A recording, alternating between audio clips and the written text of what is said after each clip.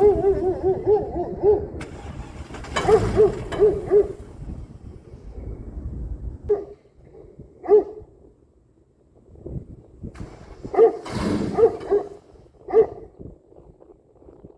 going on, guys? As you can see, the MX-5 is actually fucking moving.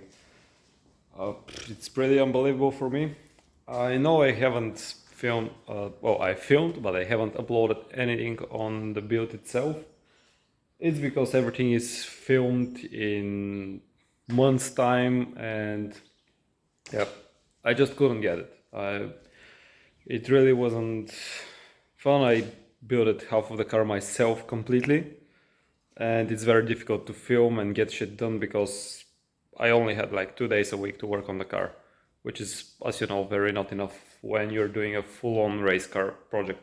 But this video I promised in a group on Facebook, the Miata DIY guys, that I'm going to do a build update basically to show what exactly I have done. So let's crack on with this for a quick few moments before proceeding. I'm just jumping in from the future.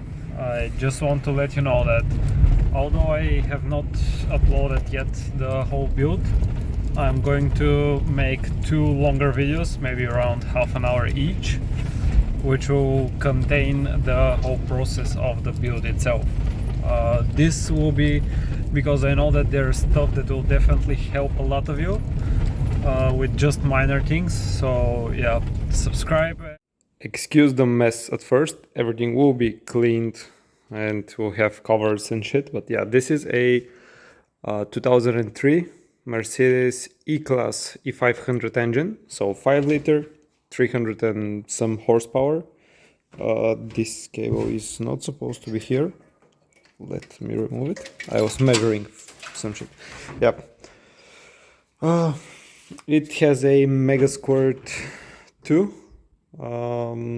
ECU, so it's under the dashboard. One moment.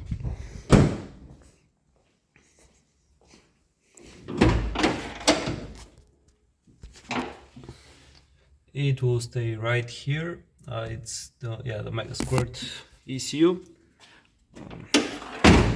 I built the whole cage by myself, so yeah, not all welds are pretty nice, but it will definitely hold. Yeah, I tried. This is my first time building a cage. It's not pre-bent. I had to bend everything by myself. It was pretty difficult, but I got it done. Then we're going to proceed once I lift the car up.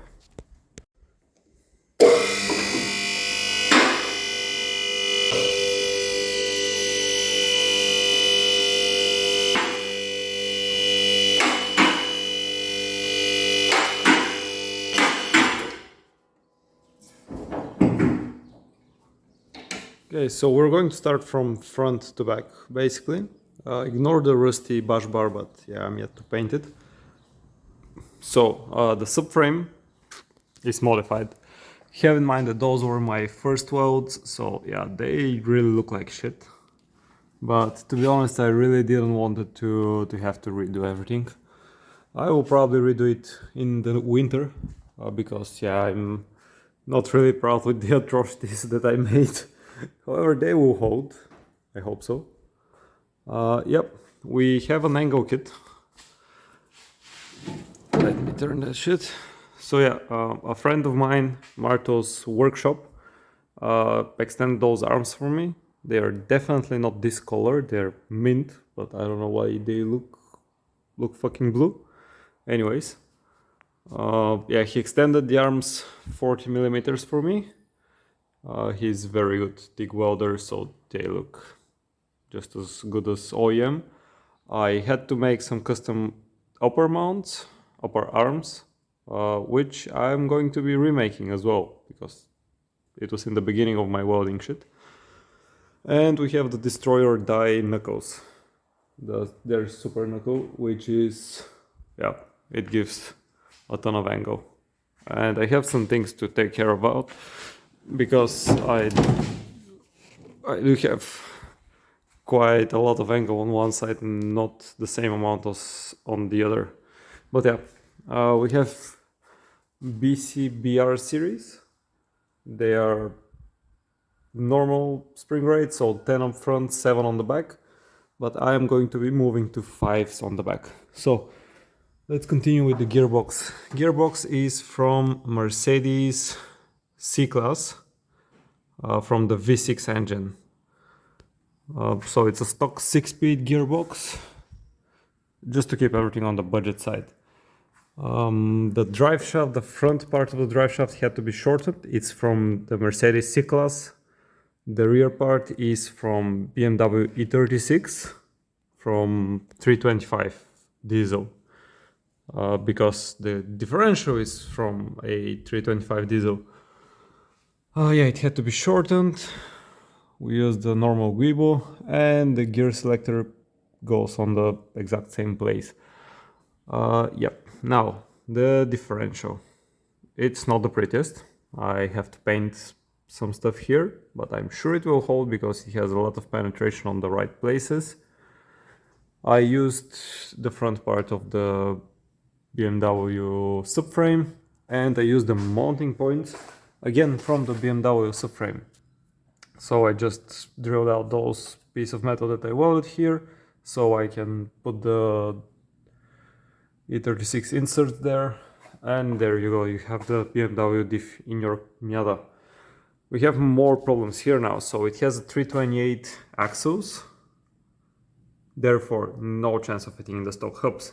So we have an E30 hub. I'm gonna put some pictures here probably if I have. We have the E30 hubs, and they're machined so they can fit the Miata bearings.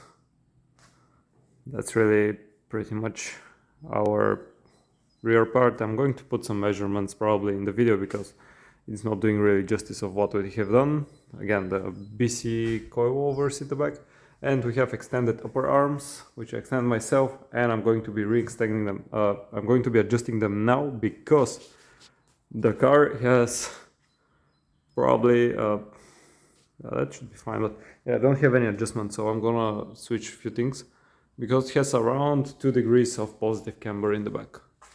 And just last week I made my straight pipe exhaust. Yeah, this shit sounds pretty weird. I have V-bands here and there just so I can have a more room to work, because there isn't really much place to go around. Yeah. Next winter I'm going to be taking apart probably the whole car because I want to fix the subframe, I want to paint everything, I just want to make shit nice. Okay, so that project is done. I fit the drive shaft fully in the car. Now we're moving to the next project. And this to fix the upper control arms. So what I'm going to be doing, I'm going to take about 1 centimeter of them because I extended them with 3 and that was too much. I'm going to take off 1 centimeter from them, and I'll change this angle right here to be slightly towards the outside because of the tow that I'm going to be running, and it's putting everything under stress, so that has to be fixed. Okay, so classic me, I didn't film almost anything, but the camber is under control now. And yeah, I'm going to need to be ordering some spacers to fix this, but definitely the camber is where it needs to be now because it was horrendous, like it was positive 2 degrees or so. And yeah, I just basically, let me get the light in there. Oh shit, that looks shit, looks very ugly. But yeah, I just shortened them a bit.